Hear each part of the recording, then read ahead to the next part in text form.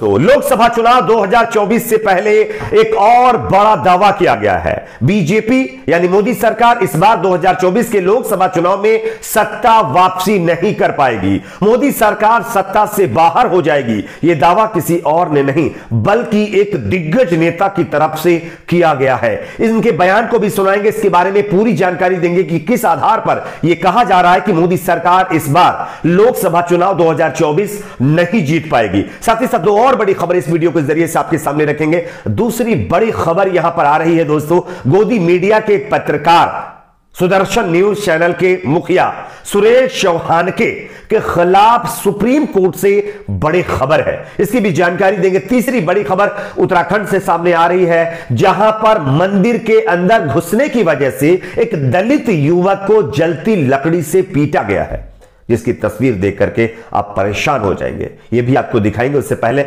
एक छोटी सी रिक्वेस्ट करेंगे दोस्तों, अगर आप भी चाहते हैं कि हमारे देश में जिस तरह से दलितों के ऊपर अत्याचार हो रहा है, यह अत्याचार बंद होना चाहिए। अगर मेरी इस राय से आप सहमत हैं तो कमेंट सेक्शन में अपना फीडबैक जरूर दीजिए। इस वीडियो को ज्यादा से ज्यादा लाइक करिए, शेयर करिए, चैनल को सब्सक्राइब जरूर कर लीजिए। बात करते हैं पहली और बड़ी खबर की। आप जानते हैं लोकसभा चुनाव 2024 काफी करीब आ चुका है और इसको लेकर के सरकार यानी मोदी सरकार और विपक्षी पार्टियों की तरफ से लगातार यानी तैयारियां शुरू कर दी गई है। लेकिन तमाम सर्वे करने वाली कंपनियां एक तरफ, तो वही तमाम पार्टियों के नेताओं का जो प्रेडिक्शन है वो एक तरफ। इसी बीच लोकसभा चुनाव 2024 का एक और नया प्रेडिक्शन किया गया है एक दिग्गज नेता के द्वारा, जिसमें उन्होंने साफ तौर पर कहा है कि इस बार का लोकसभा चुनाव बीजेपी नहीं जीत पाएगी। आप इस खबर को देख सकते हैं दोस्तों। कांग्रेस नेता शशि थरूर ने कहा है कि 2024 में बहुमत हासिल नहीं कर पाएगी भाजपा, राज्यों की तरह केंद्र से भी सत्ता से बाहर हो जाएगी बीजेपी। दरअसल उन्होंने पूरा बयान किस तरह से दिया है ये मैं आपको सुनाता हूं। कांग्रेस के वरिष्ठ नेता शशि थरूर ने शुक्रवार को दावा किया है कि भाजपा के लिए 2019 की चुनावी जीत को 2024 में दोहराना असंभव होगा। तिरुवनंतपुरम से सांसद थरूर ने कहा कि जब भाजपा कई राज्यों को खो सकती है तो केंद्र की सत्ता को खोना असंभव नहीं है। साथ ही साथ उन्होंने यह भी कहा है कि भाजपा ने 2019 के लोकसभा चुनाव में कितना अच्छा प्रदर्शन किया था और उस समय उसके पास हरियाणा, राजस्थान की हर सीट थी और यहां तक कि बिहार, एमपी और महाराष्ट्र में एक सीट को छोड़कर और बंगाल की 18 सीटें थी। लेकिन उन सभी परिणामों को दोहराना इस बार बीजेपी के लिए असंभव होगा। 2024 में बहुमत से नीचे गिरना पूरी तरह से संभव है बीजेपी के लिए। इसी के साथ साथ उन्होंने यह भी कहा, जो पुलवामा अटैक हुआ था उस मामले पर भी बयान दिया है। शशि थरूर का कहना है कि कांग्रेस की तरफ से जो जो है पुलवामा को लेकर के अक्सर आवाज उठाई जाती है, उसी को दोहराते हुए उन्होंने कहा है कि पुलवामा हमलों और बालाकोट हमले के बाद भाजपा को 2019 के चुनाव में अंतिम समय में एक जबरदस्त जो है फायदा हुआ था। 2024 में यह दोहराया नहीं जा सकता क्योंकि तब का माहौल अलग था और आज का माहौल अलग है। इसी के साथ साथ विपक्षी एकता को लेकर के उन्होंने अभी भी अपना सवाल बरकरार रखा है और उन्होंने 2024 के लोकसभा चुनाव को लेकर के ये बड़ी भविष्यवाणी कर दी है। आपके हिसाब से दोस्तों इस बार का लोकसभा चुनाव कौन सी पार्टी जीत सकती है, कमेंट सेक्शन में जरूर बताइएगा। एक और खबर की बात करेंगे जो कि आ रही है गोदी मीडिया के खिलाफ सुप्रीम कोर्ट से। आप इस खबर को देखिए। CJI यानी chief justice of India Chandrachud ने सुरेश चौहान के, जो सुदर्शन न्यूज का एक एंकर है और नफरत फैलाने की सबसे बड़ी दुकान भी आप इसको कह सकते हैं, सुरेश चौहान के हेट स्पीच मामले में दिल्ली पुलिस को फटकार लगाई गई है और खुद सुप्रीम कोर्ट ने सुरेश चौहान के ऊपर एक मामले को लेकर करके FIR दर्ज करने पर सवाल पूछा है। सुप्रीम कोर्ट के CJI चंद्रचूड़ ने पूछा कि FIR दर्ज करने में 5 महीने क्यों लगे, अब तक कितनी गिरफ्तारियां की। ये मैं नहीं कह रहा हूं, आप देख सकते हैं दोस्तों यहां पर, यानी कि CJI चंद्रचूड़ ने सुरेश चौहान के हेट स्पीच मामले में दिल्ली पुलिस को फटकार लगाई है।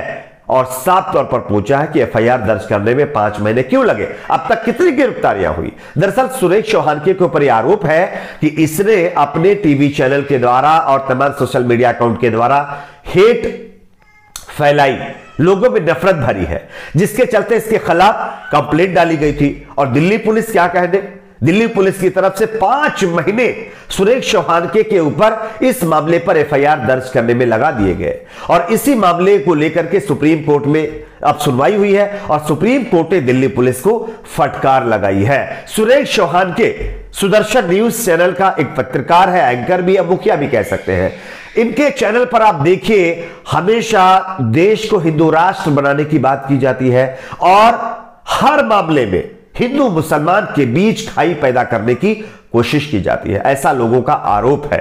और इसी के चलते सुरेश चौहान की अब उल्टी गिनती शुरू हो चुकी है। जिस तरह से इन्होंने समाज में नफरत फैलाई है, अब इनके खिलाफ उतनी ही कड़ी कार्रवाई की मांग की जा रही है। देखना होगा कि आगे कार्रवाई किस तरह की होगी। वैसे दिल्ली पुलिस आप जानते हैं अंडर में किसके आती है, गृह मंत्री अमित शाह जी के अंडर में आती, गृह मंत्रालय के अंडर में आती है। और दिल्ली पुलिस अगर एक मामले में जिसके ऊपर यह आरोप है कि वो हेट फैला रहा है, लोगों में नफरत फैला रहा है और सामाजिक माहौल खराब करने की कोशिश कर रहा है, उसके ऊपर 5 महीने में एफआईआर करती है, तो यह काफी चौंकाने वाली बात है और जिसमें सुप्रीम कोर्ट को जो है इंटरफेयर करना पड़ रहा है। बात करेंगे अगली खबर की। अगली बड़ी खबर यहां पर उत्तराखंड से सामने आ रही है, जहां पर उत्तरकाशी में मंदिर में प्रवेश यानी घुसने की वजह से एक दलित युवक को जलती लकड़ी से पीट दिया गया है। आपको हम खबर दिखा रहे हैं, दवायर की आप खबर देख सकते हैं।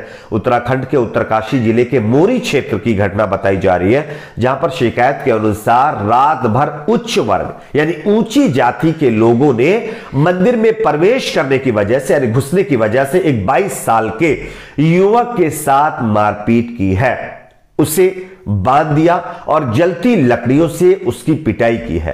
पुलिस ने इस संबंध में 5 लोगों को के खिलाफ मामला दर्ज किया है, जिसमें 2 लोगों की गिरफ्तारी की बात भी कही जा रही है।